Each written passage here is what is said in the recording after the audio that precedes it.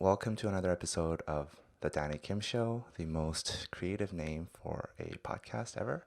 And today we have a very special guest. We're right now in Manhattan, in New York City, and she is a journalist that specializes in K-pop. It is Tamar Herman.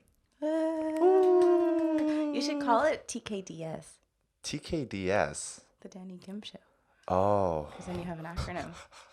that's a terrible acronym. I know. It doesn't roll off It's the like, tongue. I know it does in New York because it's making me think of TKTS, Oh, the tickets thing. the Yeah. in Times Square. Uh-huh. But only Yeah. New Yorkers would get Yeah, that. exactly.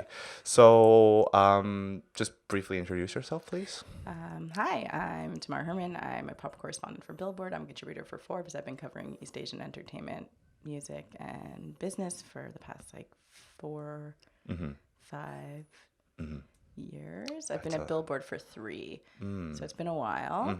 I have a specific focus on K-pop, but I do a lot of other things also as we try to expand the coverage. But your main focus is still on K-pop. You're like a pretty famous figure, I would say, among the. I don't know if you feel it. Do you feel it? No, that feels like a lot of pressure. Don't try to be humble. You're a pretty famous figure, especially among Korean armies. Are you? Did you know that? No. Okay, so here's the thing, like a lot of not just Korean armies, but a lot of Koreans, like a lot of Korean K-pop fans, they kind of hate me because I'm this like cynical asshole who just likes to, be an asshole and be sarcastic. Are you from New York? No, I'm from Vancouver, BC. I grew up there, but yeah. So they kind of hate me, and they always say this. Why can't you be like Tamar? What? No, I'm serious. I'm serious. don't believe you. No, I no, need no, some no, no. screenshots. I am serious. There's some screenshots onto the screen. I don't believe this I is will, a thing. I will put up some screenshots. So actually, there's this interview that I did with Al Jazeera that got me into a lot of trouble.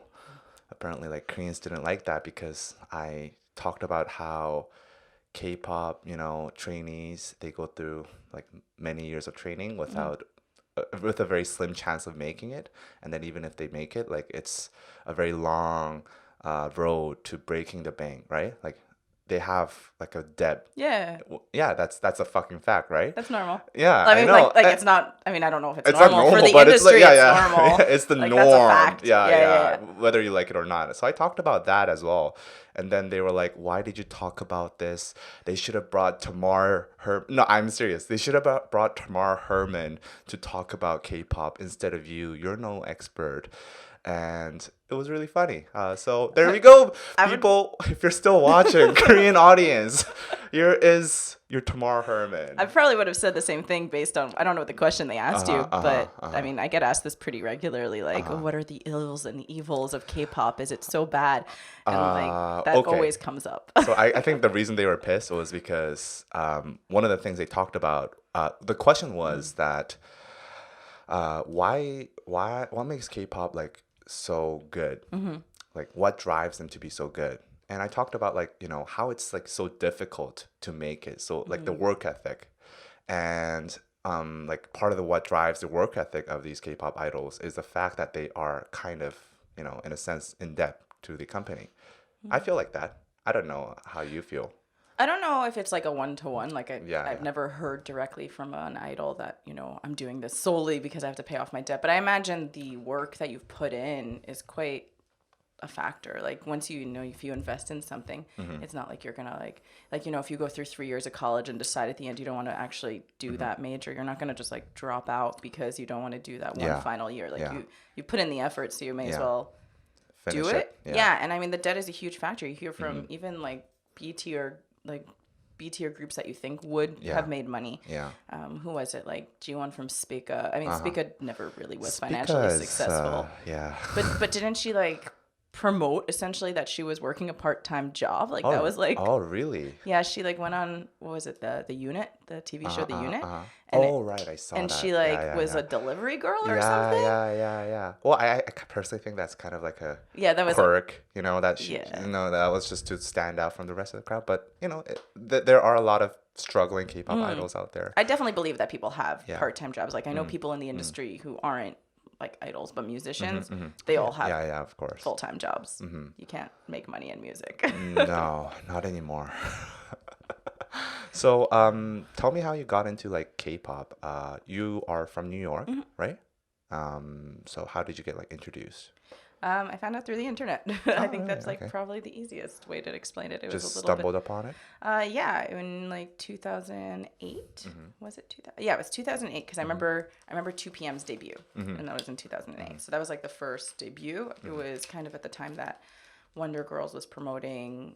With Jonas Brothers? No, they were. That was later. I remember getting really excited about that and being like, "Oh no, I don't have money. Like I'm just a broke high school student. Do I ask my mom, can I go to Jonas Brothers concert because of Wonder Girls? Because of the opening act? Yeah, and like none of my friends wanted to go to Wonder Girls. Like I was kind of a little bit older, so I couldn't be like to my friends in high school, like, "Hey, let's go to Jonas Brothers." I was gonna say Wonder Bros.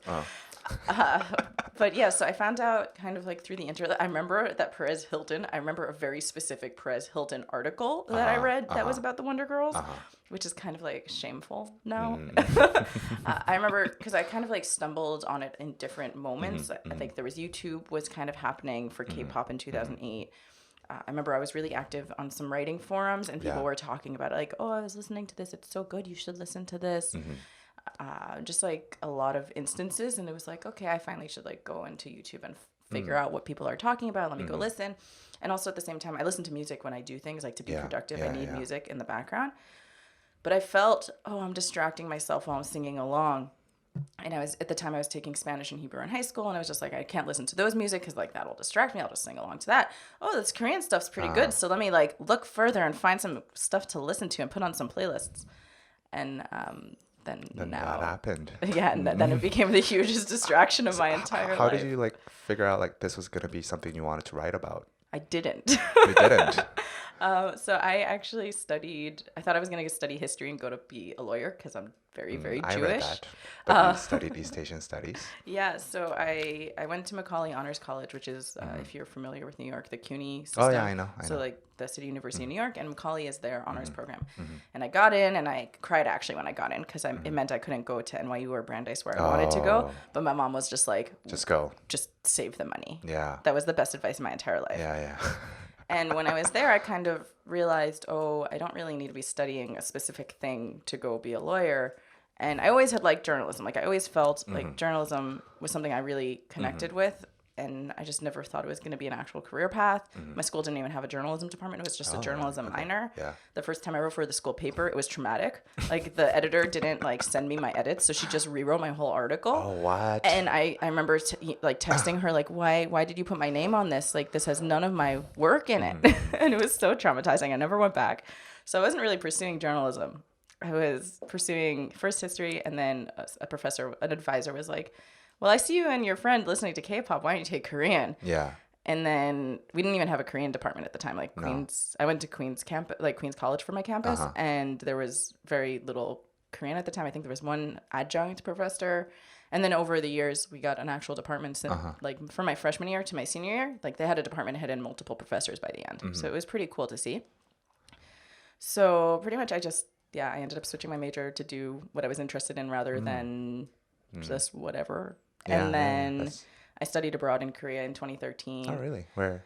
At Yonsei. I was like there. Everybody. Yeah, it's the easiest one to get into. Oh, okay. But then Koreans here, and they're like, wow, Yonsei. And I'm like, no, it's like if you pay them, they'll let you come. Yeah, okay. I did not. I envy that. I wish I could do that. I knew Koreans who were studying in the U.S. Yeah. and then they were studying abroad at Yonsei. Oh, wow. So you could have done that from like Vancouver. Yeah, maybe. But you're not in like the real school usually, so it's not. I know what you mean. Yeah, it's like an exchange program. Yeah. But so yeah, when I was there, I started blogging, and then when I got back, I actually got it through my business minor. I got an internship with NBC New York doing like an internship, and when I was there, I kind of was just like, I really do like journalism. Like, let me start doing more journalism. And so at this time, I had already started blogging. And I started writing for some of the smaller K-pop sites. I started making like $5 an article, and I felt that was so amazing. Like it was amazing. The first month I got like a check. Someone was paying me. The first month I got a check of like $1,000. I like did the math, and I must have written like 100 articles that month of like really basic news pieces. And my brother heard this. And my brother's a lawyer, and he was just like, I can't believe you are accepting that. Working for $5. $5. It was like $5 plus pay per clicks, but it was still like a ridiculous rate. And he still hears how much I make, and he's just like, I don't understand. Like in New York, lawyers bill like $400 an hour. They don't make all that. And that's like baby lawyer. Like like you can make like $1,000 an hour if you're not even like such a great lawyer in New York. That's a pretty normal rate. That's how much your company is billing versus That's like crazy journalists where we're like happy to get paid. Oh, you're paying me. Honestly, like I've had people pretty recently be like, oh no, we can't pay. We don't have a budget for it. And I'm just like, well, I'm not doing that then. Like I don't have time to do that at this point anymore. Like I run a blog with some friends called Cult Scene, and even that I don't have time for anymore. Not because of the money thing. I just don't have time for it because there's so much news. So that was in 2013, and I started working at NBC, and then while I was there, I ended up working as a production assistant. I ended up working as a production assistant, and I was doing the overnight shift, and that was the same time as Korea's Day. So I started freelancing for MTV Iggy, which was like the international MTV for a minute, and then NBC News, and then eventually someone called me up for Billboard and was just like, they discovered you. Jeff Benjamin gave my name because he was working for Fuse at the time. That was his job, and like Billboard needed more. Like, so I was freelance, so they were like, "Oh, let's do this." So then I was still working full time. I ended up working like I was casting for a History Channel show. Like I was finding people to put on these TV shows, and then I just was had a lot of odd jobs. Odd jobs. Most journalists have really weird things. That's true. That's so interesting. So like, do you think like journalism, K-pop journalism, I guess? Don't do it. Don't do it. Don't do it. Don't do it. Is it lucrative? No. Oh. People are always like, "Oh, you're being paid by the big companies," and I'm just like, I've like literally had to tell. I had a really weird conversation the last time I was in Korea where one person said to me, "Oh, well, we can give you bribes, but not Koreans because it's a law here that we can't bribe Korean journalists." And I just was just like, you can't bribe me. Like, why are you saying this to my face? No, it's not a bribe. No, she said bribe. Oh, really? She literally used that word? She was just like, well, we can give you gifts and stuff. And I was like, that's a gift. No, I was it's like, it's a sign of appreciation. No. Because in Korea, they have graft laws about journalists. I know. I think it's like $100. $50. Oh, 50? Yeah. So like albums is a pretty normal thing to get. I get a lot of albums. And I know, I even don't like, I know some journalists will like post when they get an album or something. But I don't even do that because I don't want anybody's assumption to be, oh, there's something else in the album or something. Like you open it and there's $100 bills. No, usually I'm just happy if it says my name and it spells it right. So people spell it Tamara and I get like, oh, so close. At least you got most of my name right. It's okay. I just got an album from like The Boys, and one of the members is an artist, and he like, did such nice like drawings of my name, and I was just like, this is so cute. But that's pretty not normal. So that, I guess that's basically what you get for doing my work. I get albums. I mean, I make like, thank God, I make money. At this point, what is it? I graduated in 2014, so I guess 5 years into my career, like I'm thankfully able to pay my rent. I have had to ask my parents for money in the past. They still pay my insurance and my phone bill. They pay all my siblings' phone bills, so that's not just me. But your family's loaded. No, we just got on a good family plan like 10 years ago, and we were just like, we're never leaving. No, I actually tried to get off their insurance. I was like, no, I'm like an adult. I should do this. And my mom found out how bad the cheap insurance that the state offers is. And her response was, if you like get hit by a car, you're just dead. And I was like, great, then you're paying for it. It's like, then you pay for it. Like I tried getting off insurance, but my mom freaked out. And I was like, but that's normal for journalists. Most journalists in New York, most journalists in the U.S. like have money problems. Like they don't pay the industry. We don't really get bolstered. That's kind of similar in Korea too, especially since like print media is so dead, right? So I think currently the only journalists that really make an okay living are probably like the top 3 newspapers that have survived, and then like the rest is like just maybe if you're in TV then you can make some money, but not like just traditional like newspaper journalism or online journalism. That's very difficult. Yeah, I mean, I tend to definitely. The first time I got paid for a print piece, I like freaked out. I was just like, oh my gosh, I'm making so much money. And I told my friend this, and she's like, that's so pathetic that's so much money. Like I made for one print article more than I make usually in a week. Oh, wow. And it was just like, I didn't even spend that much time on that. It was great. But it's abnormal. So you're seeing a lot of journalists switch to like video and hosting and stuff. Right. I'm not really into that. I'm not No? very. I mean, I'm You're a I'm traditionalist? no, I'm not traditionalist, but I'm really newsy. So I know whenever I do an on-camera interview, people are always like, "Oh, she's kind of boring," and it's like, "Oh, just because I'm asking the questions that I want to know the answer to." And like I think there's a time and place for like getting super excited, and because I'm much more of a newsy journalist than like a and like a I don't know. I was about to say YouTuber. Oh, okay. Oh, but like I think there is such a difference between you guys doing an interview. I'm a commentary personality. Let's just say that. Yeah, no, I think I think you'd have a very different interview style than I would. Yeah. The K-pop fans like yours. Not necessarily. Well, maybe David's. Yeah, David's the safe guy. I'm the controversial guy. But do you like I wanted to ask you this, but I don't. You can not answer. You don't have to answer this if you don't want. But you have a different reputation. Like contrary to Korean K-pop fans liking you, some people on the other side of the globe don't like you, right? Yeah, like when you just said that Korean fans like me, I really don't believe you. No, it's true. It's true. No. I was like, how do they? Oh, she writes articles about. No, I think it was because like you covered K-pop for quite a while. You know, like I think before it blew up like this, right? So I think Koreans really appreciate that. And you know, you have the Billboard name, so Billboard to Koreans means something. And you have a good reputation there, but I'm not saying you have a bad reputation here. But I've been hearing some stuff. Yeah. Let me just say, I've been hearing some stuff, and I've been, I totally feel you. Like I feel like if you look at me on Twitter, it's like I'm just a terrible person, like a racist, homophobe, I don't know, xenophobic. People call you all sorts of Should I be sitting in the same room as you? Yeah, you're okay. But yeah, people don't really see past like the individual moments. Exactly. So how do you feel about that, or how do you deal with that? It kind of sucks. I'm quite open that like I go to therapy, and definitely my therapist, like at a certain point, she's like, I should charge Twitter like for these sessions.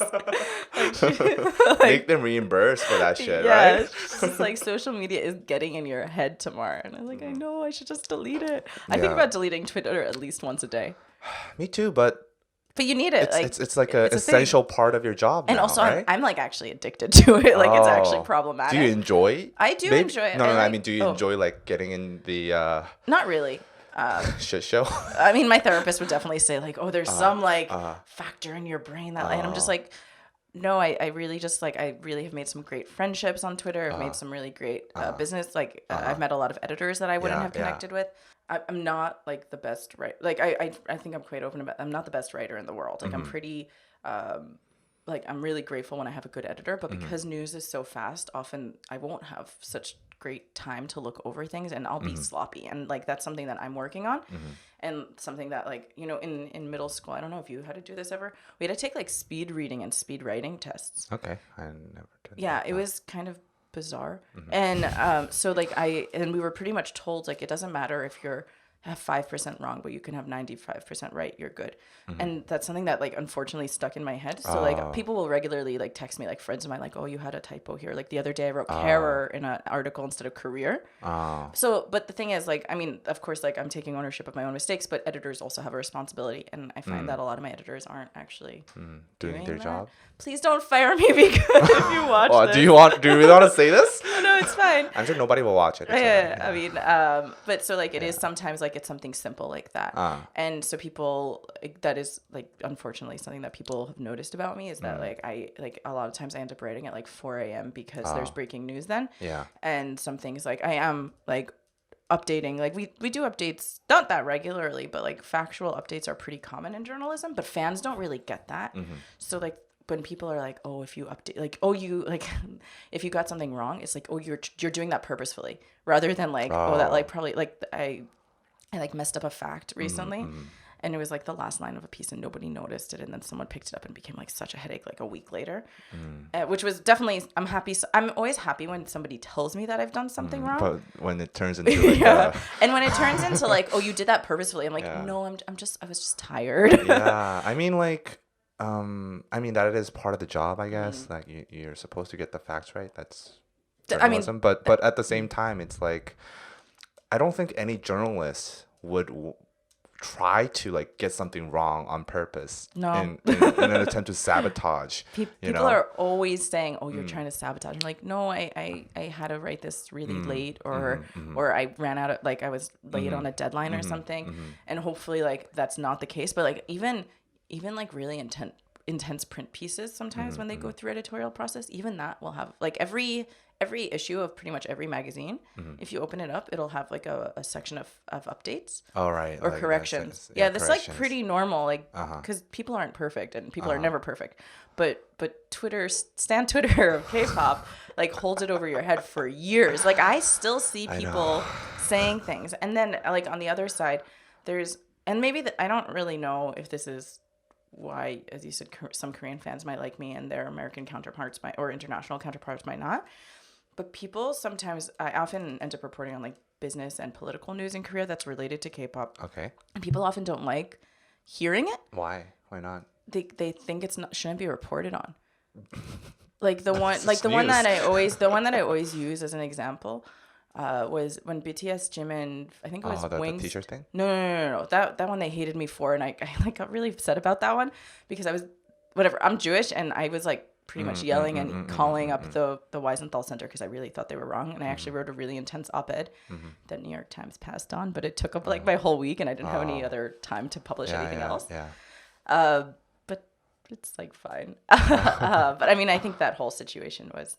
Yeah, it was.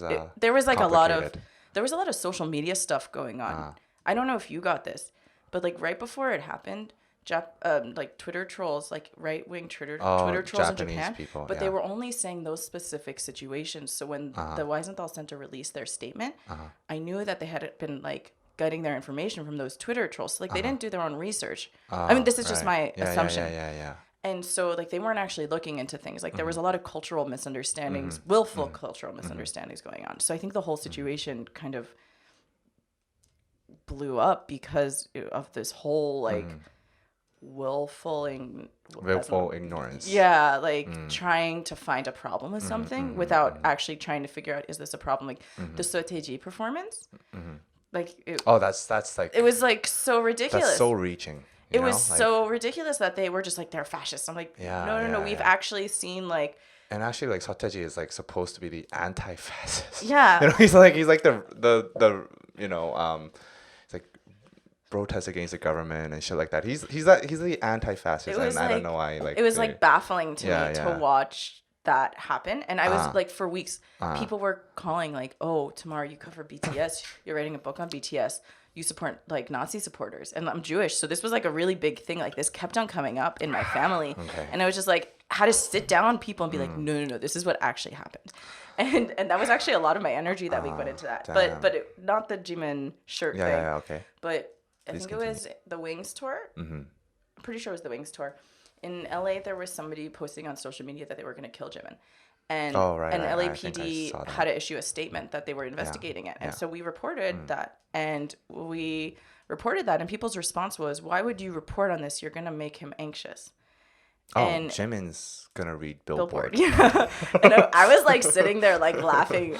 And I was just like, I'm pretty sure if anything, he'll be on like looking at Naver or Dumb, not Billboard for news about something like this. Like if he's going to see this, he's already seen it. Yeah. And just like, this is the newsiest thing you can do. Like I said before, I came from like a news background. Like I'm used to like calling, or not anymore, it was a while ago, but I used to have to call the NYPD for every like death that happened in the city that was right. like suspicious. Uh-huh. Like I had the number memorized for the NYPD Uh-huh. like hotline for Murder. not murders, but it was like Mysterious. I was friendly with the guys on the phone. You Like, knew the guys. yeah, like, oh hey, like I see that we just got a news report that there was a shooting in the Heights. Like, is that a thing? Is that someone dead? Like, this was my job. Yeah, I know.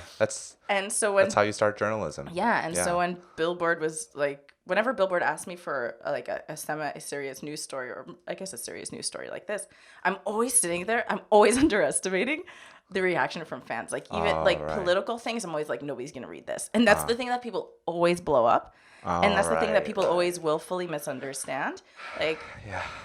I don't really like talking about this story because I'm still like traumatized, and people still spread rumors about this. But there was a politician in South Korea last year who was talking about like military enlistment and brought up BTS. And people still like put it around that like I made up fake petitions on the Blue House website.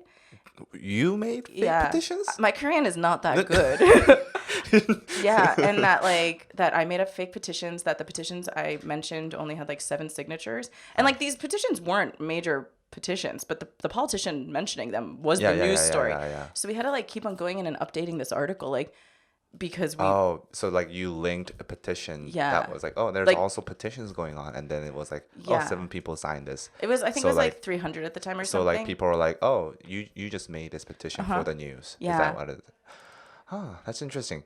You I know, don't have the time of the day to do that. I know. Well, do you want some behind the scenes story on that? Yes. Yeah. Well, I won't really name names, but from what I know,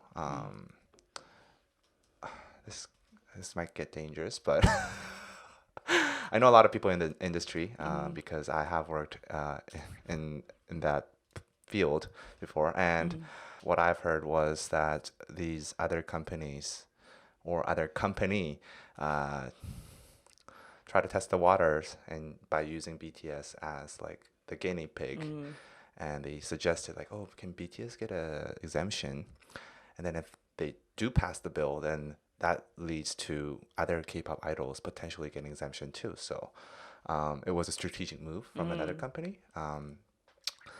And, that's kind of an asshole move. That's kind of an asshole move. But at the same time, hey, that's business, I guess. I don't know. I feel like I want you to like repeat that because people still to this day like people will at me like you should be fired because you made up this fake news in Korea and you changed the whole media cycle in Korea. Like people have literally sent me. People think you've changed the media cycle? No. People think that I made up the entire story and that the only source is Billboard and that this wasn't like really. I mean, I don't not really that the only source is Billboard, but like that it grew out of my article and that it was like a non-issue in Korea. And I was laughing because I saw the first petitions like 4 months before on the Blue House website. I don't look at the Blue House website. I just happened to hear from somebody. There are these petitions. Well, okay, I'll tell the viewers like that news was huge in Korea. It was so they said that was because of me. No, it was because it was mentioned by this politician, and it was you got to understand the context. It was, I think it was because like these Olympic athletes, they got exemption. It was the World Cup, the World soccer Cup guys. team. Soccer team. It was like Asian two. Cup. It was like two Asian different games. things that were going on. So pretty much, I think it was June and September were the two situations. So the first one, he brought it up the first time because the government was redoing all their military. Like that's when rules, the age changed. Laws. Yeah. So that was like the first part, and then again went after I think it was like 50 athletes got gold. in the soccer match. So they got out. So then it like came up again. Yeah. And so then people were like, okay, these athletes, they're great, but what about guys like BTS? I mean, like there was a public opinion on that as well. Like even before like some shady ass company suggested to the politicians, there was like a question lingering in the people's minds, like, like what do we do with these K-pop idols?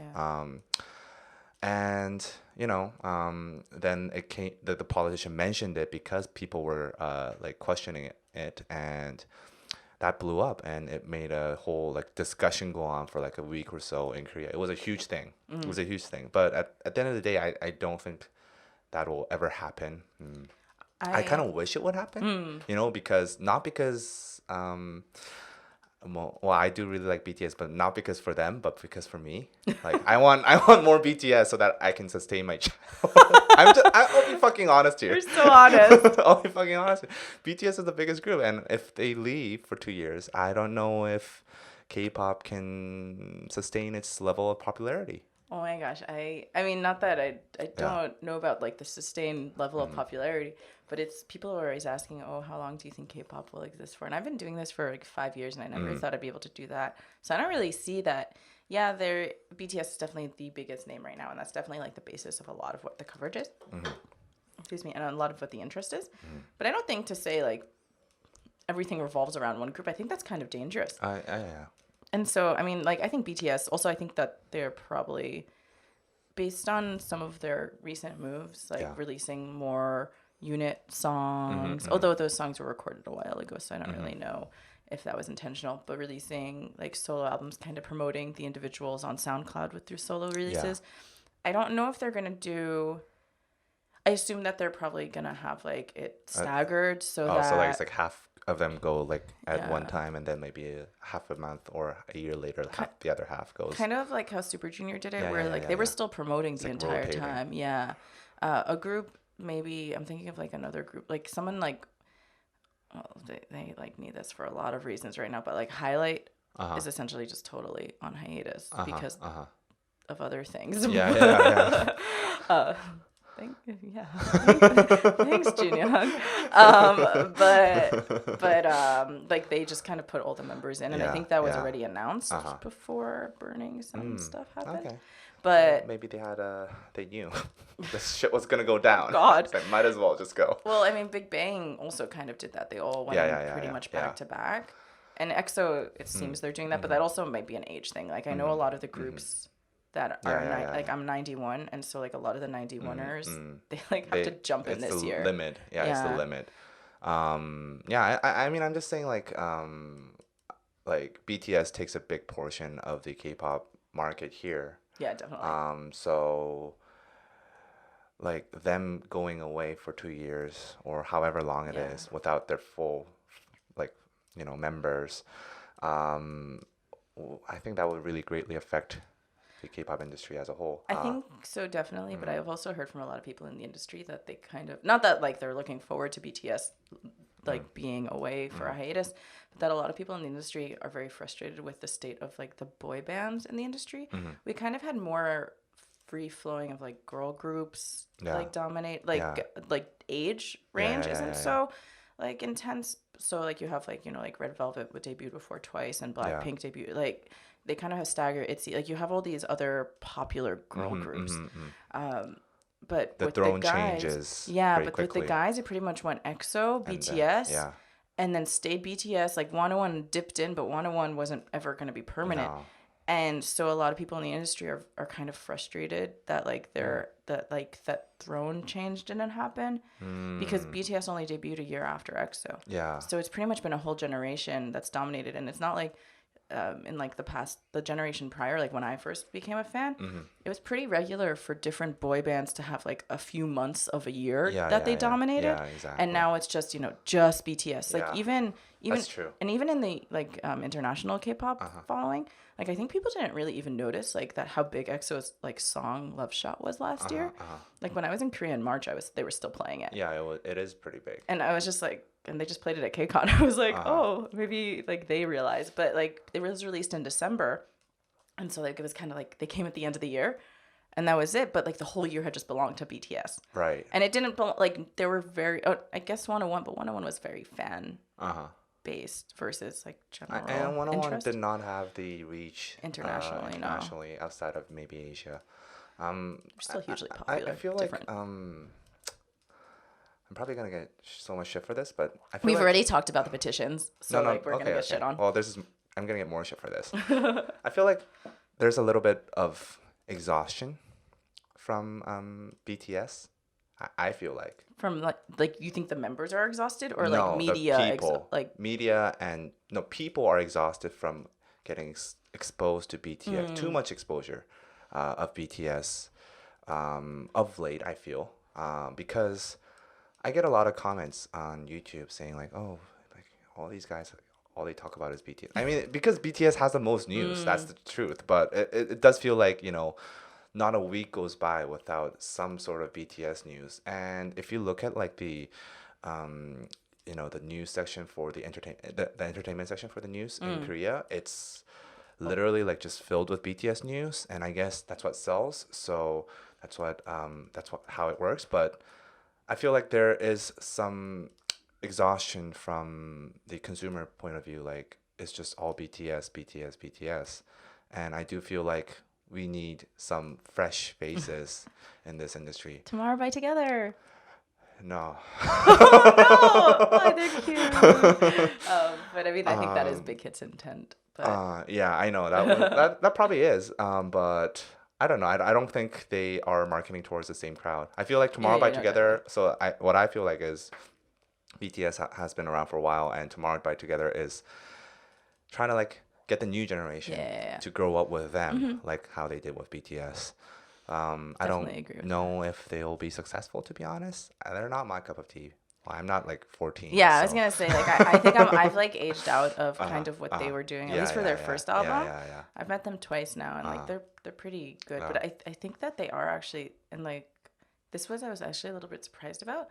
They were a little rawer than most K-pop really? rookie groups in the interviews. There's a lot of. I was very surprised about that. Oh, really? I think it might be because they speak heavily in English, and not all of them are native speakers or haven't So it's like lost in translation. Yeah, but even when they speak Korean, I kind of see a little bit more tentativeness, which might be something in the training at Big Hit.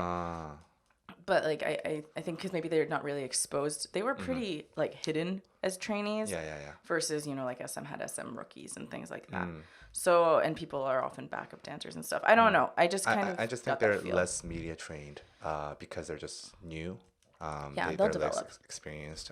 They're like cute and. But I like Raw. I like Yeah. Raw. I feel like that's part of what made BTS successful in the beginning. So maybe that's like what they're intending to do. Right, it might be intentional. Yeah, It might be the best marketing ploy ever. Yeah. How do you feel about the BTS like The media. World Oh. and have you played the game? I have. How do you feel about BTS World, the Weverse, and now they're like trying to launch a new streaming service? Yeah. How do you feel about that? So I do like going back to the media like Yeah. exhaustion. Yeah. I do agree. Like there are days when I will send my editor like I need BTS not to do something today because I have to focus. Like I'm really behind on work. Yeah. And it's partially because every day at 11 a.m. I have to check if BTS did something. And some It's like days the official because time. it's like midnight in Korea. Yeah. It's And like- then when they released Lights, it was Japanese release and they released it like a different time and I was just like, oh no. It was threw off making my the day. work hard for you. Like we do cover a lot of BTS because of course that is what people are always talking about. Always clickbait. And I'm like, no, like media is at the end of the day still a company like business. Gotta And profit. so you can't pay for good journalism without paying for all the other stuff that pays for it. I mean, it still can be good, but you need to, cover the news. You need to cover this, you need to cover that. And there are some days when I'm just like, I have to prioritize something like, oh, this release that I would like to cover, I can't cover. So there's actually, I don't know when you're publishing this, but like we have not really covered the 101 individual members releases because that's not particularly what Billboard's audience is reading. Yeah. So over like the past 6 months since their final concert, I like have an article that's been in the work and it's going to be like a 6-month roundup. So that's kind of like how we work these things. So sometimes like just like there is sexism, and so like a lot of if we write about female artists, we often won't get clicks. So my editor will definitely like say, don't focus on that, focus on the new BTS news. And I kind of like I understand, but a lot of times I want to do that. So we'll often do like features on things that we can't get to as a news story because just like I'm not saying it's BTS's fault, but I'm saying like news cycles always dominate priority. Are dominated by BTS. And it's right, and it's dominated by yeah. BTS right now. And BTS, I think that they're doing a lot. I kind of feel personally that all of this stuff is coming out of they're gonna enlist very like Jin has to enlist next year. Yeah. So because of that, they're kind of pushing out everything. And it's honestly really brilliant that they're doing so much because they won't lose the traction with the fans. I mean, I've seen some people like say the media exhaustion, but the average fan response is, oh my gosh, more BTS content. Yeah. It's so brilliant. It keeps them looking at only them and nobody else. Like, you're not, like, when I got into constant K-pop, flow. when I got into K-pop, it was pretty even. Like, you know, you had one comeback and then you had a repack, and then like we didn't hear from you for another 6 months except occasional variety appearances. But now it's like you have to be putting up content all the time to keep your fan bases.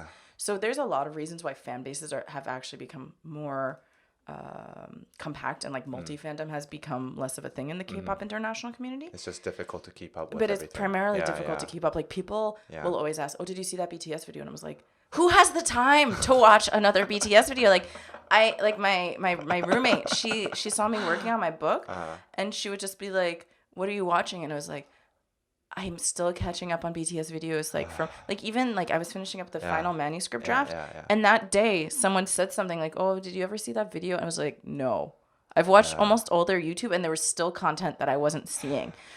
And like I've literally, I mean, like, aside from somebody who has spent literally like every single moment of their life dedicated to BTS, like I think I have seen so much of the content, but I'm still surprised, and there's still things that I still don't know, and it's so kind of. Is that fun? Do you feel that that's fun? I think it's really interesting. Because I feel like I always feel like, do these guys ever rest? You know? I want to like put them to bed. Like, I want to put them to bed and feed them. Shut up and go on a holiday for like a month, you know? Like yesterday, I was 2 days ago. Sorry, I was interviewing 17, and something happened, and we kind of couldn't start the interview. And I was kind of just standing there awkwardly, like, oh, should I go talk to them? And I was just like thinking, like, you know, like they've been gone. So I was the third interview of the day, and I was kind of just like, oh no, they're like playing games on their phone and listening to music. Like, let them be. Let them be. Like, there's people, and they don't really have downtime. And just I really want to, like, I want every K-pop star to like just sit down and have a meal. Like, their PR reps were like, oh, is it okay if they eat during the interview? I was like, please feed them. Like, yes, just please, do whatever. Please, like, be comfortable. Like, my favorite thing ever in an interview was when one time one idol, like, he like stripped down to like his undershirt. Like, he was wearing like a t-shirt, like a white t-shirt under what he was wearing. And I was just like, good, like, be comfortable. Like, I've had people tell me, oh, if we do an early morning interview, then they have to wake up at 3 for makeup and hair. And I'm like, we're not doing a video. Like, just show up just show up in masks and like baseball hats. I don't care. Like, I don't need you to have makeup. Like, I'm not gonna go get my face airbrushed. Like, it's gonna be like 8 a.m. at their hotel. Who cares? They're like, people, like, management doesn't like that. But BTS, like, the media exhaustion, I think it is a real thing. I think. And, you know, I think there are some people in the industry who are really excited about it because, like, there's so much BTS, there's so much to do. But honestly, I want to focus on some things. Like, I couldn't really sit down and play BTS World because I was doing other stuff. And also the game sucks. No offense. I mean, it's definitely not my ideal game. I am playing another game that's actually produced by a Netmarble subsidiary. I'm playing Hogwarts Mystery, which is also not great. Okay. But, so they just generally suck. But I was able... It's like the type of game. It's like a story-based game. Yeah, I know. It's like a fanfic. Yeah, but whereas BTS World, I was going to say BTS Verse, mixing Weverse with BTS World. BTS World, there's not really options. Like, you can get more points for things. It's not interactive. Yeah. It's not a game. Like, the Hogwarts Mystery, it also kind of had this problem early on, but now they've added a few more things and a storyline, and there's more challenges. So, like, you can, like, you have a goal. BTS World, I think the goal is just to get the content. Yeah. Which, as somebody who, like, I'm like, I was a fan of K-pop before BTS debuted. I remember BTS's debut. I was studying in Korea during BTS's debut. So, like, I'm not somebody who, my whole be-all and end-all of my K-pop existence is BTS. And I think, like, I'm definitely playing the game because I want to see what they're saying and what they're doing. Like, it was very interesting how they worked in their slogan into the, like, game so that you finally have an official English language translation of the meaning of BTS, which I thought was actually quite brilliant. But it's also kind of promoting the company's image of the guys. I like to look at things from a very industry perspective because I'm just, like, really interested in that stuff. And, like, one of my dreams, I guess it still is to you can do it, make a K-pop label.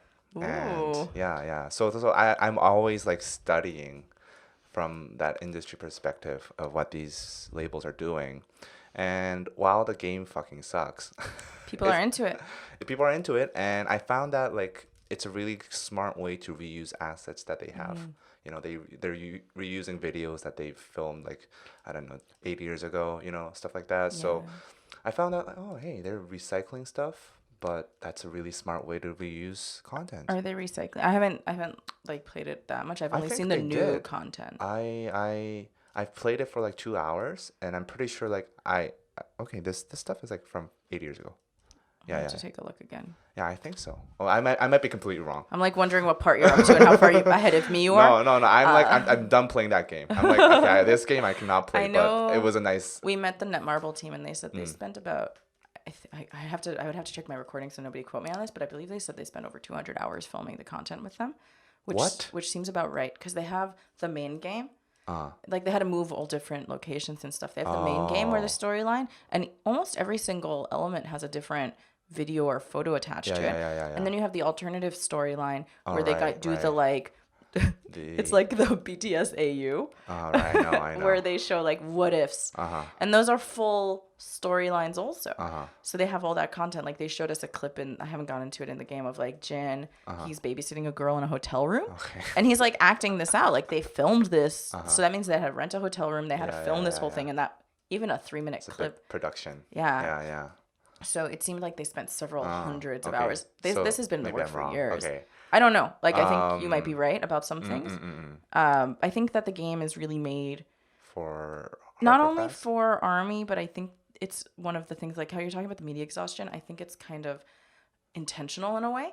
It's kind of keep your eyes focused on BTS. Don't look elsewhere. So, you know, if this week you have BTS World, if next week you have the Japanese album, if the next week you have the Weverse coming out. And Weverse itself is also like, It's terrible. I haven't actually like really looked at it after I signed up the first time and looked at it because I kind of got creeped out by it because I was just like, I don't really necessarily believe that it's them doing it. No. Whereas their Twitter, I usually think it's them. I mean, because all K-pop Twitter's accounts are definitely still managed by. Yeah, there's oversight, but I I'm think sure there's approval processes. Yeah. But yeah, I understand, like, because you know they just don't. I highly doubt that these very valuable, you know, very busy people would be tinkering with an app like Weverse. I don't know. I mean, like, You it know is what I their mean? job, and like they do seem to have some affection. I mean, like not some affection. They do have seem to have an affection for interacting with their fans. Yeah, that part I believe in, but I don't believe in like, oh, these apps, they are actually Like hands-on. partaking Yeah. hands-on. I think definitely. I know. I just as I was coming in or as I was going to sleep last night, I saw that like RM responded to a bunch of things because I get the notifications for it, even though I've only logged in once.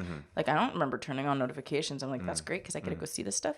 But I think Weverse is actually interesting because every time I open it, I just think, but you really need your Twitter following. Like you can't really have your and I know people hate this when you talk about how BTS's like rise in the US was kind of social media. Yeah. But like you need to discuss that because they started blowing up only when they got attention, and they got attention because of social media. So like the fandom was one thing and the music is another thing, and then the attention from the media industry was a whole other thing, and that was brought about by those things. So the social media really is an important element. So having Weverse kind of seems counterproductive unless you consider that that Big Hit's goal is to keep these people engaged, not necessarily at this point. They don't really need to grow their fandom, but their fandom is definitely going to stay on Twitter regardless of Weverse. But Weverse tightens that bond. It gives it another element of media for them to engage in. And I think Weverse is supposed to tie into their marketplace and merch. So there's supposed to be a financial element, I believe. So here's the one thing that I talked about this before. Here's the one thing that I don't understand with Big Hit is they have all these different platforms and they have all these different accounts for each and every platform. Like, what are you doing? Yeah. You know, like make a Google-like system where it's like an ecosystem and you have one account for everything and you earn points from, say, the BTS World game, and then you use those points to shop in the Big Hit store. You know, like it seems very counterproductive. Well, I mean, you know? yeah. And Yeah. it seems kind of stupid. Like I mean, the way I understand it is, I've heard that Big Hit works in like it's a very lateral hierarchy. So there's no real like, you know, bosses or, you know, people working under managers. So they take they make like task forces for each project, and they work by projects. So each person gets to be responsible for their project, and that's why I think perhaps these different projects, they don't, connect with each other so well. It might be like a reporting thing. Like it's easier for me to gauge how my Yeah, work yeah, is doing if it's exactly. one app. Yeah. I think that we'll probably end up seeing Yeah. some connection. Like what is there? There's the Weverse one, and then there's the new store one also. Yeah. What So was that? what I'm thinking is with their did they announce the The streaming service? I think it was a rumor. It was a rumor. Well, I do think they are going to do it. Mm. And I think these different projects like the Weavers, these will be elements that will be incorporated into the streaming service. Well, that makes sense. And like these are like just test apps, testing the waters out. Probably. I mean, they're new to app. Yeah. Like, And I also believe that the Wembley concert that they live streamed was also a test for the, what do you call it, the new streaming service that they were going to do. So like they'll be able to stream and host live concerts. yeah. I think that's the road they're going to go. I think that's definitely what they're going to go Yeah. into. Because like, why give free content when you can make Right. like, I don't know how many people go and look at Big Hit's website a lot, but if you go and look at their website, actually the first page says customers and then fans in quote. Like the line is, we want to serve our, I mean, it's not this exact line. It's like essentially we want to serve our customers, fans. So like they call the fans on their homepage customers. So you have to really consider that. Like I know it's really great to think about the artistry, and like I'm a music person and I always love the artistry of K-pop, and I love how BTS is incorporating everything like great into their music, and the music is great and wonderful and there's great messaging, and like I don't think that's bullshit. But I think that you have to consider this is all an industry. It's like how I don't think that Taylor Swift is not necessarily like feeling her songs, but I think that her songs are marketed in a certain way to be the most lucrative, and I think that Big Hit is definitely doing that as well. And so by having all these apps, as you say, like I really think that the whole goal is to kind of fill the minds, to fill the existence of fans who are interested in BTS with so much BTS that they can never look anywhere else. It's just everyday BTS. Yeah, I mean, wake up to BTS. I mean, it's kind of like I mean, the BTS World app is giving me like constant notifications, like, oh hey, like someone called you. You know, it's like they're constantly communicating with you. Yeah, right? I'm actually, I don't know if I should say this, but I'm actually kind of creeped out by the whole thing. Oh yeah, me too. I think it's kind of feeding into the delusions of fandom. I definitely feel that, and that's why I personally don't like the product, but also it's a great product. Yeah, I know it's a great product. I think it's feeding into the delusions. So it's actually great. Right, it works perfectly for what K-pop wants to be. As like giving these like ideal idols, and part of me just doesn't really appreciate it from like a humanistic standpoint. Like I have been in this like industry as like a fan for so long that I definitely can see kind of like when someone's bullshitting. Yeah. And like even now when I do interviews, like I just did an interview the other day and I asked them something about how do you deal with your personal versus private lives? Like, how do you deal with that when that's part of the job? And the response is, oh, we would never do anything different. And I was like, I was just sitting there like, bullshit. Like, you didn't, like, you don't go on dates publicly because of this. And like, I understand it. And I understand why that's part of the career. And I understand like sort of why. I guess I sort of understand why, because it is definitely a cultural I mean, like, thing. I will say this. It's definitely harder to connect emotionally.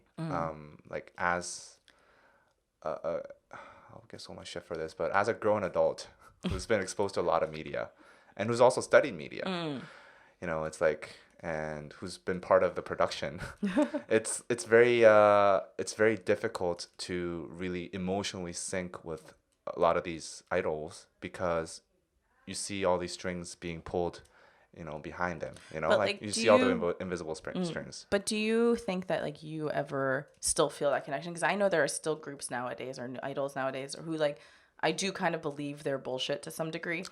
Like not like that they're bullshitting, but like I think that like they have put on a mask. Like I can tell the difference. I I appreciate what they're doing, and I still in the back of my head know this is all fake. Yeah. But like I know that at some point, you know, when you're an idol for 15 years, like I'm thinking of like Super Junior and Yeah, TVXQ, they like I don't really care. yeah, like they're not, I don't think they're faking when they're on camera. No, Like I think no, that no. this is the person, and Yeah. maybe they grew into who they are because Yeah. of their Yeah, probably.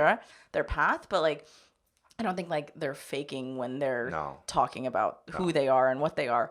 I think that they still are cautious about like their personal lives and stuff. right. So I think that's kind of where I get upset about something. Like I don't think I'm upset about the BTS world, but I kind of am concerned about the members. Like I know this sounds like really stupid. Like I'm so upset about the members. Like I am concerned. What will Jimin think? I'm kind of concerned about how the company is promoting them towards their fans, because it's kind of saying, yes, these guys Are your boyfriends. These guys are, you take care of them, you make their career, Yeah, which is true to some degree, but like they are people too. Like I know I keep on talking about this. Like I kind of got really upset around New Year's when Jimin like hung out with Ha Sung-un from 101, who's now a soloist. Like they're really good friends. Like that's something that the industry, like they're in a group of friends, who are bros.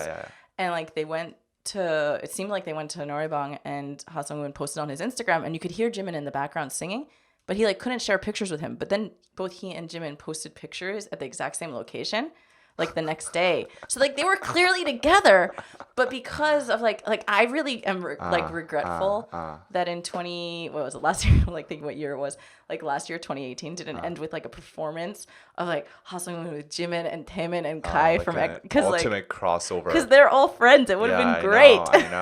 I know. But nobody listens to me. It's But I just kind of I think that so much. I don't think so much of like the narrative in the media in the West is like K-pop's evil, K-pop's so fake, and I think that that's not really it's not the be all and true. end all. Yeah. But I think like when you are looking at K-pop, like something like Hyuna and E'Dawn, I think that a lot of what the story about that got kind of conflated, because from my perspective, a lot of it was there was business stuff going on there. Yeah. Like Hyuna and E'Dawn revealed the relationship when the company statement wasn't, and that was kind of the issue. So with that case, I mean the fans were thinking like, oh, they can't date, they're not humans. Yeah. Well, I feel like that's not the reason they got kicked out. The reason they got kicked out was they basically made the PR team look like idiots. Yeah. Because the company said they're not dating, and then they just said, oh no, we're actually dating. So like that's just going straight up, like just disrespecting your company. Yeah, and I think also probably a breach of contract. Maybe. Yeah, I think it was like the power struggle was more of the issue, and so much of it with like the dating's the issue, and I'm just like, that's not really what's going on here. But when you look at K-pop and you just always hear idols can't date, then those sort of things you can't really delve into and get into like in depth about what's going on, because that's what people are seeing and hearing. Yeah. So I think something like BTS World, when you're saying really intently, you make BTS, it really tells the fans you make BTS. So like I don't think like the general average fan really will act this way, but like I think it really does it in like the fans who are dangerous, like Sasaengs. I think it like kind of says, like signals something like, yeah, you should be acting that way. Well, or like you shouldn't be letting them have private life, because we're showing you their fake private life. Like, because the whole thing about BTS World is that it is fictional. Yeah. Like there are factual elements. Yeah. It's so like talking about like Sasaengs. Like one of the shocking things I found when I was coming to New York was, so I was waiting in Seoul, the airport Incheon, and there was like a huge like cloud of people. No, they weren't all. There were fan sites with those huge ass cameras, and I guess it was because like we went the day before KCON, so like all the artists came on our plane. Yeah. I was like, oh, that's pretty cool. Like I never knew like this is how they take these airport photos. I guess that's how they do it. So like they were running around within like the airport. Yeah. And then I go past, I check in and I go past security, and they're still fucking there. And I'm like, what? Like the exact amount of people is still there, and there's like 50 people like just clouding, like just flocking these idols and following them wherever they go, taking pictures. And then I go to the boarding line, and they're still fucking there. And it's like, and then the airport security is like, okay, you can't take pictures. Nobody gives a shit. Everybody's taking pictures. And then I get on the airplane, and they're still fucking there. And actually, one of the fans were like, "Do you have any business seats?" Because all the artists were in the business. So they were like, "I want to upgrade to business right now," and she was like, like trying to like argue with the the person on board, the airplane, and yeah, so they followed to JFK. Everybody followed them to JFK, and then when they got off, you know how before immigrations there's like like the Struggle. hallway. In the hallway they were like all waiting. Yeah. Like, oh wow. And they were trying to take pictures there, and then when they got past security, actually like one of them got kicked out. Good. I've never flown with fans. I've been in the airport. Yeah. Like one time when I was leaving Korea when I studied abroad, Jay Park was there. And I actually whatever, I'm not gonna get into that. Jay Park was there. Pretty much, I'm really unobservant, and I'm known among my friends. Like I'm really unlucky. Like if you're with me, you won't see a celebrity. Like I never see celebrities. I'm like that too. Yeah. So when I saw Jay Park, I actually was like taking a picture of one of his tattoos on my phone. It was like Snapchat days, and I was sending it to a friend. I didn't even realize it was him. I was just sending my friend like, "There's this guy here who has a really interesting tattoo." And then I look up because it was on his arm, and I look up and I was like, "Shit! I just took a picture of Jay Park," and I heard this like girl behind me like get really frustrated that I was near him and taking a picture. Except I wasn't doing it because it was Jay Park. I was doing it because I liked his tattoo. Nice tattoo. So like I actually like I think I don't even think I have the picture anymore. But it was just like I sent it to my friend, and then like 2 seconds later I called her. I was like, "That was just Jay Park. I just sent you a tattoo inadvertently of Jay Park." Like that's so weird. But then like my friend was flying. Someone who works with one of the companies. She was flying on your flight, I guess. And she was sitting in front of one of the groups, and she said that like one of the guys was like tapping the screen really hard, really like. Yeah. And so she kept on looking back and giving him like looks, and like their manager didn't recognize her from the industry, and they came over and were like, "You can't keep looking back." And she had to like asshole. She had to like pull out. They thought she was like a fan. I mean, even if you're a fan, like I mean, like if you're like doing this. I would look back. Like, so you're still a fucking human being on this plane. I don't know if the manager noticed. She said also it was really annoying because, like, all idols, like, are tall. She's like, it was so annoying because, like, his legs were, like, so long. I thought it was such a funny instance. She was like, it was like, whatever. But they're used to fans being there, like, to the degree where the manager was comfortable going over. And I think that, I mean, I don't think that BTS World is necessarily going to make more people, like, go do that. But I think it kind of gives that image, like, yeah, it's okay for you to have those thoughts. And there's already so much concern of fetishization with K-pop when you have it marketed towards the world. And like, I don't think that every K-pop fan is a fetishist. Like, but it's definitely giving out a bad image. Like if one who is completely ignorant of K-pop and doesn't know anything opens up this app and is like, "Oh hey, what's this BTS stuff? Let's go check it out." And then it's like 5 minutes in, I'm like their manager. It's some sort of like, there's a weird romantic vibe to it. You know, I heard it's that like, they changed the gender. It was originally just a she, her. Well, even if they do that, like I don't know how it's like in English, but in Korean at least, it feels very much like they're treating me like a high school girl or something. Also, you're like following them around like campuses and like who you go to find in campus gym. You're like going around and finding them, and like I understand it, and I understand from like the business perspective and from the narrative of BTS like perspective and the fandom perspective. The demographic is mostly female. But I think that like at the end of the day, a game, like I'm thinking of what are the other ones, they have another game. The Superstar. Yeah, I think something like that. I think is healthier. Yeah. I think that BTS World is really great for what it is. It's like I think like I have like no issue if it was like a fan made thing. I think, but because it's coming from top down, I know. Like it's not like when people are talking, like people always talk about like fanfic, like oh it's so like raunchy, it's so not okay, and I'm just like people have fantasies. Like this is pretty normal and pretty healthy for most people because like they're not acting on like. Delusions. Or not delusions, but like it's a creative outlet for something. But something like this, when the company is doing it, it's kind of concerning. Like I really wonder what the guys think of it. It's also that like I feel like it's kind of going against their entire themes of their music and messages. You know what I mean? Like that's the very odd part. Like from a business standpoint, I think it's a viable decision to make this content and create product. But their entire shtick was like, hey, love yourself as who you are. Don't try to be anything else, and you're special just the way you are. Like, and then you start like making this ultimate fanfic. So I like, mean, I don't know. I feel like I don't know if it's like negating it because I haven't gotten that far. I wouldn't say negating, but it feels kind of out of line. You know what I mean? Okay, yeah, I agree. It's out of line. Yeah, it's definitely doesn't feel in tune with all the messages or the themes that they've been sending out. And one part of me that's like really disappointed in that decision to release this content is that like they've been getting so mature. Like they've been progressing towards getting more and more mature themes out there. And so like now they have, I felt like they were very much grown mature as artists. And then they have this like one product that's very, very like a little immature. Yeah, immature. I mean, they made it a few years ago. I know, but still, like it just feels like, oh, what happened here?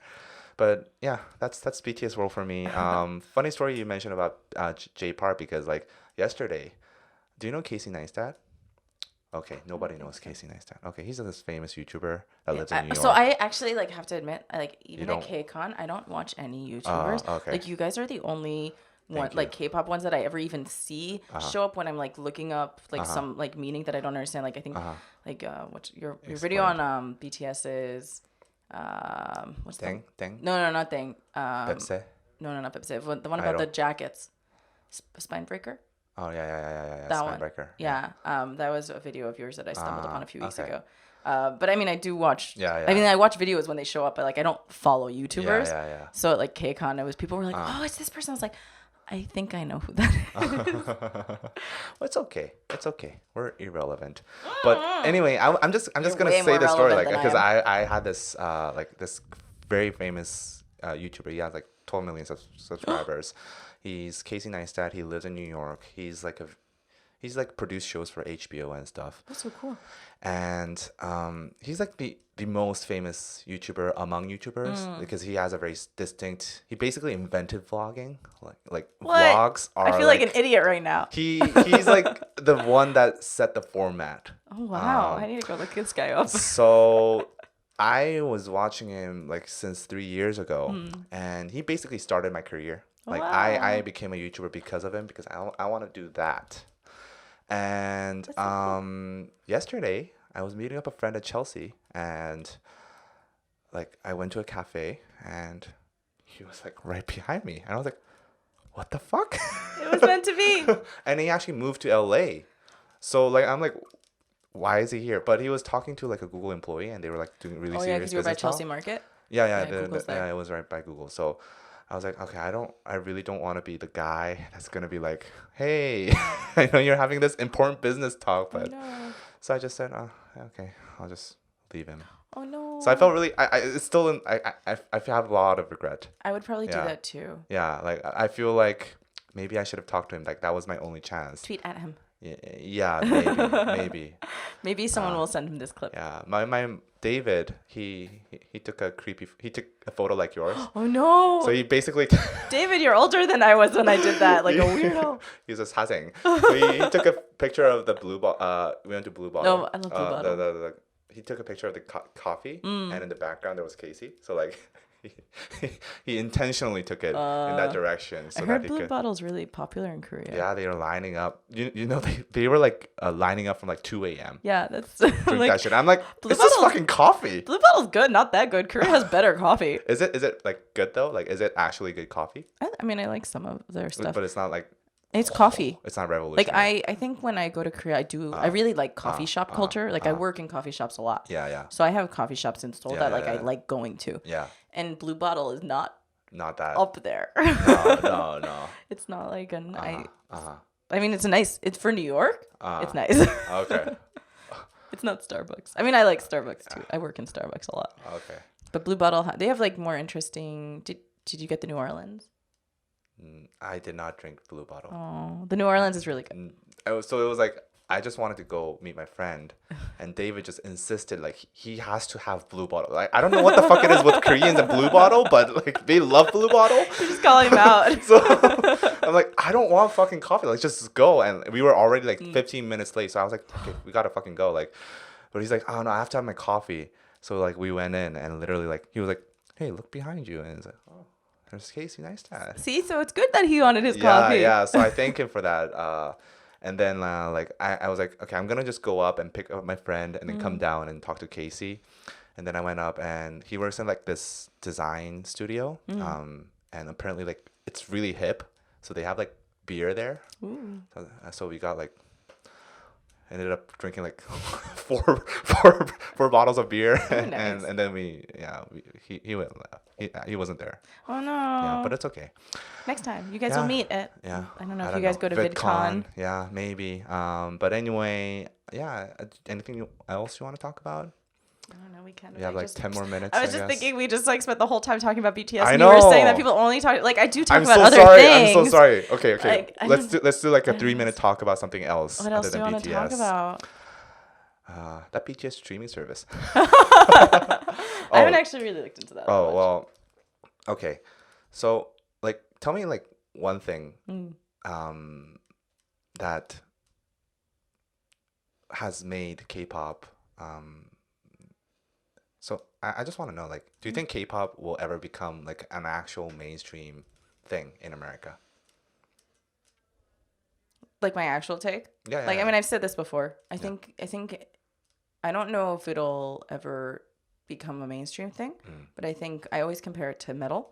How there's a really dedicated following, and there's all these concerts, and there's people who know each other in the community, and there's a very dedicated scene.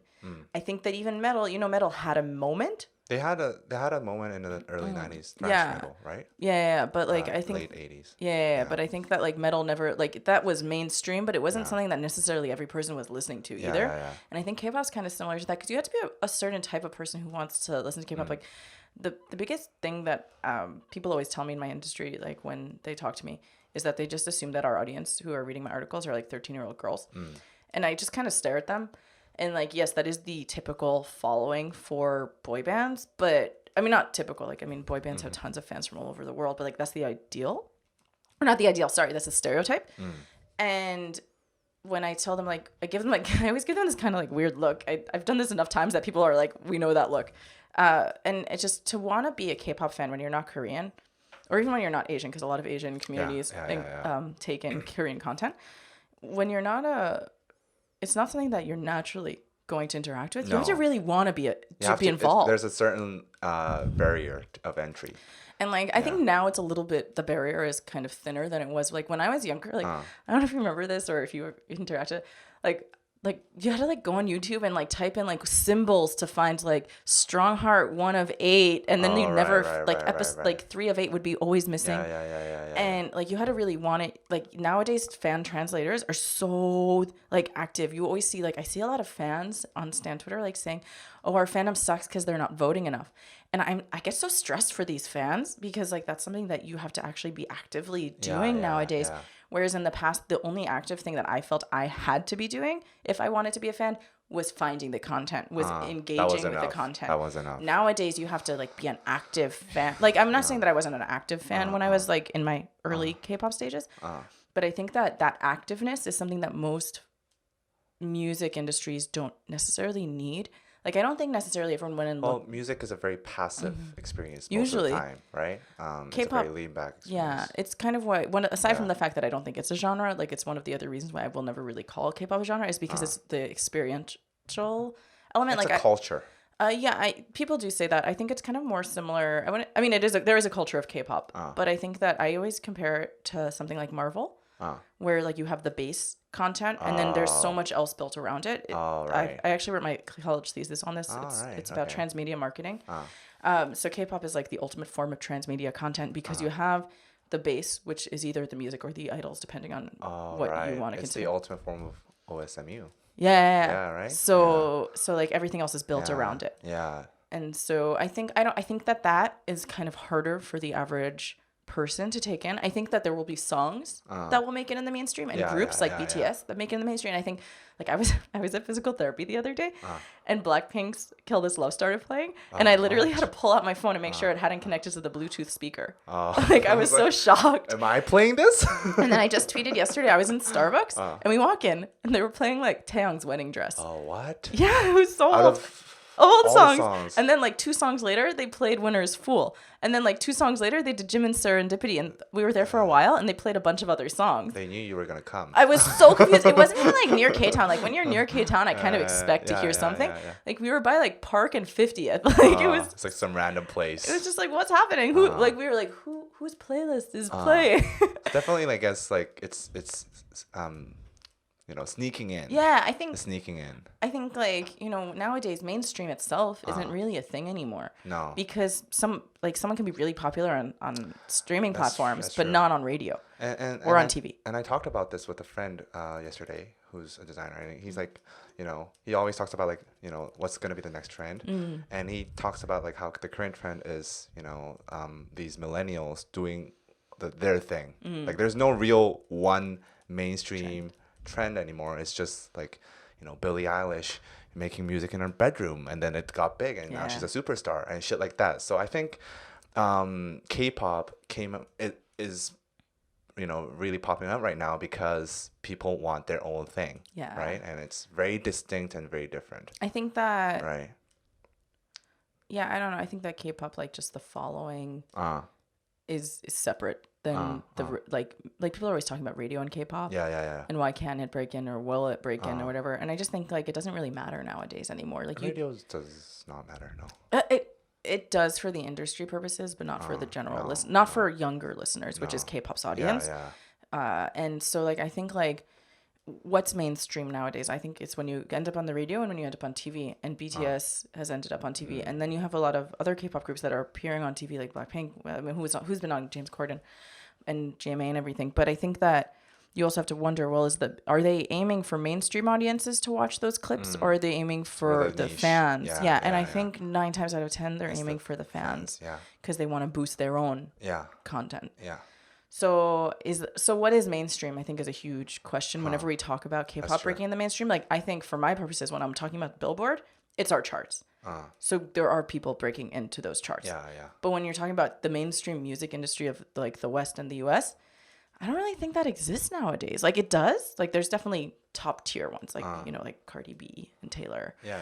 I think that those still exist. Like super acts. But those are super acts, like beyond the average person can even think of. I mean, like Tyler, the Creator. Yeah. He's topped the charts, and I don't think that's the type of music that you would normally think would be mainstream. But he's becoming really he's really popular, and I think that's like a show of how the music industry changed. Like there's different niches, and one niche can take off, and it's like a very diverse field of. I think now more so than ever before, listeners are tastemakers more than the industry's tastemaking. And I think that's great. I think that the industry is proving pretty reluctant. Like if the radio play thing is a big thing. Like I loved Boy With Love, but it was quite a blatant radio song. And I think that, almost all of Blackpink's songs are, oh no. Sorry. No, it's okay. Okay. I think that all of like Blackpink's songs are also kind of an attempt at radio play in the US. Yeah. And there's nothing wrong with that. But I think that like radio is kind of the last final frontier for K-pop in the US, and we're not really seeing that happen willingly, like whether because people aren't listening to radio, so like why play it, because like the audience for radio might be older, because the average person who's listening to K-pop probably has their own streaming app. They're not. So I listen to radio. Well, one last question, very last question. How do you feel about these idols? Like you talked about Boy With Love being a very radio-friendly song. Like, how do you feel about these idols perhaps catering towards the American market? Because it's pretty obvious when they do that, right? Like, they suddenly have, lyrics that are very, very simplified, and it's mostly like, easy to sing along, even if you don't know Korean, things like that. How do you feel about that? Do you think K-pop needs more of that, perhaps, to break in to the American audience? So this is a really different, actually, question than I thought you were going to ask, which was about English language songs. Oh, well, we could include that too. But those are actually two different questions, Okay, because my answer to the first one is that's what K-pop's always done. K-pop has always been an industry that's trying to export its content. Yeah. The Korean music market is so small and pretty not limited, but like the styles of music that people listen to in Korea. Yeah, there's like ballads and then K-pop. Yeah, and like you have Yeah. you know, like jazzy coffee shop stuff. Yeah. Like IU is out there for. Yeah, I know. So I think that like you really need the external audience, and so K-pop's always had that simplifiedness, that hook to it, that catchiness that's a little bit out there. And for trying to get on, you know, radio play in the US, I think that is a total obvious step. So it's a nice strategy. I think that it's not diluting it. No, and I think like personally, I do usually prefer listening to the songs that are in Korean, because I think that almost always, regardless of who's singing, I think that the tone is better. Like just not even like the pronunciation, but that the lyrics were written. It just works better. Yeah. And so then I pretty much always listen to the Korean more than I do the English versions of the song, even when they're in English. Yeah. But it's no different than like what they were doing with China and Japan for almost 2 decades ago. Like TVXQ and BoA started in Japan. Yeah. And like Super Junior M was in China back in 2008. Like I don't think that this is anything new. It's just new for our market. But we're seeing them shift into Latin. And I think that's totally... It's great. For industry perspective, it's great. And for fan perspective, I think if I were a fan now, I'd be really excited about all this, because it's like, oh, you're giving me content. Whereas like when I was a fan, like I remember every concert that I didn't make it to, I felt like my life was over. It's like that's gonna be the last chance I'm gonna see them. Yeah. And nowadays, like I don't really ever feel that. It's just a constant flow. People come here all the time, so I guess there's no desperation in that. But like, do you think do you think more K-pop artists should make English songs? Like, would that help ease the listeners? Because I feel like, you said they sound like they don't work as well. And I completely agree with that, because when I heard like the Wonder Girls English songs, they were like absolutely terrible. Like, what the fuck are they saying? That was a while ago though. Like, I mean, like that's a different time. I think like NCT 127's Regular is a better example. But still, like it just feels very odd. And I honestly, I don't know Japanese or Chinese to understand like how it would sound to the Japanese audience, these Japanese songs. So I don't know, like if it's among, if it works, if it's like the same quality of working as it does in English, which is terrible. So like, do you think though that the average American person, it would make a difference for them if this, say, NCT sings in English versus Korean, or would that be just the same K-pop thing and they'll be like, I don't know about that, and this is more like a fan thing? What do you think? I think less that the language is a barrier as much as the sound is. Yeah. Because there is still, even though K-pop isn't really a genre, there is still a sound to K-pop songs and K-pop singles, and there's a style to it. Yeah. And that's kind of the biggest barrier. Like something like Kill This Love, like I'll hear playing probably more than Boy With Love, because Boy With Love isn't really like the trend of pop music in the US right now. Yeah. But Boy With Love is something that like Kill This Love is something that people will listen to, because it's kind of like quirky. I've heard somebody told me, like a producer told me, that Selena Gomez's stuff is very similar to K-pop, and that might be intentional. Like maybe her team is working with similar producers or something.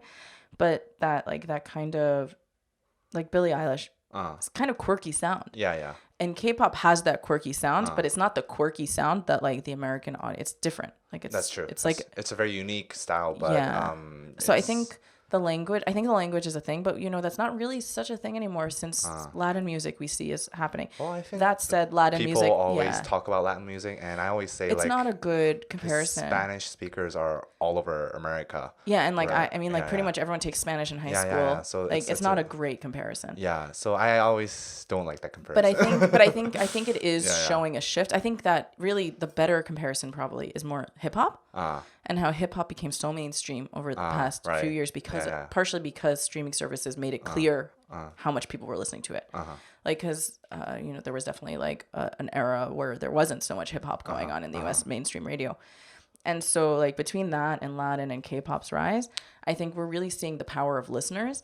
So I don't necessarily think that the language itself is the issue keeping it from breaking into mainstream. I do think that sometimes like that would be helpful, but I think the catchy hook is more of a thing. But like, I mean, even when I didn't speak any Korean, I could still sing along to most K-pop songs. I did definitely get excited when they sang in English, but like I like most songs, that's why they have the English. Like that's why they put the hooks in. That's the part for you to Yeah. sing. It's like, hey, here's your part. You can sing. You can have this. And even if you're not an English speaker, you still probably know. Yeah. But it's pretty hilarious. Like I don't want to make fun of people's Korean, but like when I was at Rose Bowl for BTS, it's like everybody's like kind of mumbling the Korean lyrics, and then when there's like. And then there's like, oh, you know what I mean? Like, Yeah. it's like, oh, here's the part that I can sing. I think it's cute. I said this the other day, and someone kind of got really mad on Twitter about this, and I was kind of surprised. I went to. I thought that was cute. I thought it's cute. Oh no! I went to Mayday, like the Taiwanese band Yojin Tai. I went to their Berkeley show, and they had the lyrics on screen in English and I guess Mandarin, Chinese, on screen the entire time. I guess it was traditional because it was Taiwanese music. And so they had it all up there, and I thought like, okay, maybe K-pop companies wouldn't do this because not all the lyrics are like that deep. Like this band has very deep music, but I thought it really enhanced the experience because like I've listened to their music casually and I know the songs, but I didn't really ever listen to it while reading every single line of every single song. And I thought, oh, this would be a great thing for K-pop concerts. And recently GOT7 did that for one of their songs. Like it was just the videos in the back happened to be the lyrics. And I don't think that was like necessarily intent, except they did it in English. I don't know if they had the same one with English in Korea. I assume they had it in Korean in Korea. And I thought that was just a really nice touch because this is a very popular song with Paige, which is like my favorite song from their new album. And I thought that was really good because it enhanced the experience. Because even though I know the lyrics and I do speak enough Korean that I knew what the song was about, I was still missing some nuances. I was still missing some way that they. So the artists are like actually helping you like get the message. So, and like, they have were an emotional connection. the way that they want you to. Because so much of a lot of translations. I've been reading a lot from like army translators mostly because they have the most translators. So like translators always talk about like the difficulties of like translating the lyrics. And I think like I'm not saying that K-pop bands need to release the translations, but we are increasingly seeing companies put the English like just multi-language translations on music videos. So that means that they are aware that some stuff is getting lost in translation, and this way you have the official lyrics and the official meaning. Like I know this morning, as we're recording, Baekhyun from EXO just released his song "UN Village," and they had the lyrics in multiple, I think 5 languages translated already on the music video. So that means that they're aware that things are getting lost in translation, and they want people to know the meaning. So like I don't think everybody needs to release, every language in all the world. Like 20 languages. Yeah, but I think that that's something maybe that would get people because so much of BTS's hype is like, oh, like the messaging. But for the average person, it's like, well, what translation do I listen to? It's kind of tough. So well, you can listen to DKDKTV. right? Well, I guess like that's one last BTS comment. That's the funny thing because like BTS, a lot of their what makes them really special is their messages, but they don't translate shit for a lot of the shit that they put out. They don't translate. I thought it was really funny when the new album came out, like Dionysus. Like people didn't get it was like a drinking song that was like making art and drinking put together. I thought it was the funniest thing because like it's literally like have a shot. It's a party song. Yeah, but people didn't like get it the first time it was released. They were just like, oh, this song is like deep. I don't know, but I just like kept on like I like was tweeting about it because it's like my favorite song on the album, and I was just like, oh wow, like someone should really like make this a drinking game. Like this would be great. Like every time they say X, drink, and like nobody was like because it had just dropped, and most people who follow me don't speak Korean. And so like they were like, oh yeah, that song's so fun, and I was just like, I think you're missing the point of the song. They are. I think that like in the first moment because we had to wait for the translations. So I just think like I don't think they need to release the translation, but for the concert experience, I really did think it enhanced it because like really the whole thing is you're talking about our songs have meaning. And this is now a thing we're hearing like across the board in K-pop. Oh, our self-producing idols. Like yesterday, I wrote an article about GOT7, and I wrote that Jin Young co-wrote a song. And someone was like, no, he wrote it. And I was like, no, he's the writer, but he wrote it with other other people. person, yeah. So he's a co-writer. Yeah. And I had to like explain this to them. And I was just like, oh, but it was like, but he is the sole lyricist, which is a thing. Yeah. And like for him, because I was looking at the track list, then I was like, oh, like it is interesting that like he's the sole lyricist of this song, but like the average GOT7 fan, I don't assume when they're listening to the song has in their head what each line is about. Oh, that's true. Yeah. But they are making a big deal, and like Stray Kids, I know is like they write their own music. Like it's a great thing that they're writing their own music, but you're kind of missing. I think you need to market it better, is what I understand. Like they need to, present this in a form that's consumable to people outside of Korea who can not speak Korean. Yeah, because I think the whole thing is there's meaning. Yeah. And they're doing it themselves. I was like, then it's like, oh, what's the meaning? How am I supposed to understand? So I think something like BTS does those album reviews, and they've been doing them since I think the first one was Suga was doing a bunch for their early albums. So I mean, I think like that's something useful. But even that, like BTS doesn't subtitle their YouTube videos. I know, that's what I was saying. Like, but V-Live is like, okay. Come on, man. Like, you have 400 people working for you. Big hit, and why do you not do that? And I guess part of the thing is, I think they're not doing it because they don't have people to do it. It's more like they're doing it because they don't need to. They don't need to. A, they don't need to, and B, the fans do it, and that makes more content for them. Like so. Bang Si-hyuk said that one time. Yeah. It's more interaction. He like said flat out like fan translators are good, like they're our partners. Yeah. Well, I guess that's something that only they can do probably. Like ARMY. Yeah. No, only Big Hit could like really do that. I think the other companies, they feel like they have to compete. A lot of people feel like a lot of the companies feel like they have to cater towards the audience. But Big Hit just like you're following me. Yeah, I think that they think that they can do whatever they want.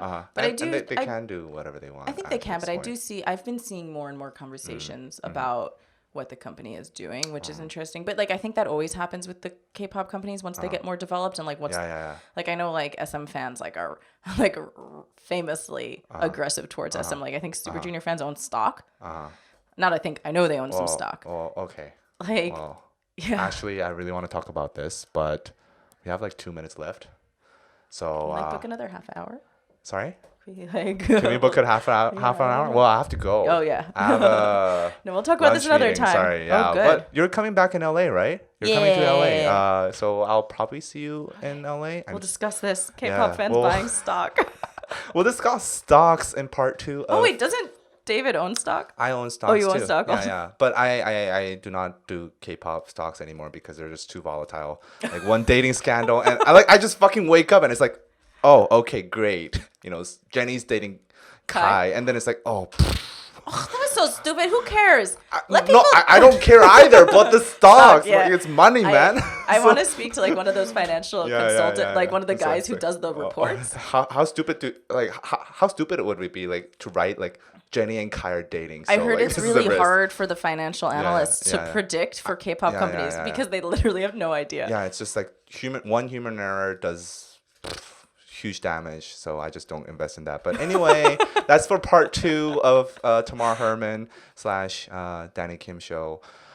So yeah, thank you for listening. Thank you for coming. Thanks for having Tamar, me. And thank you for being here. And I will see you next time. I'll see you in LA. LA. In LA.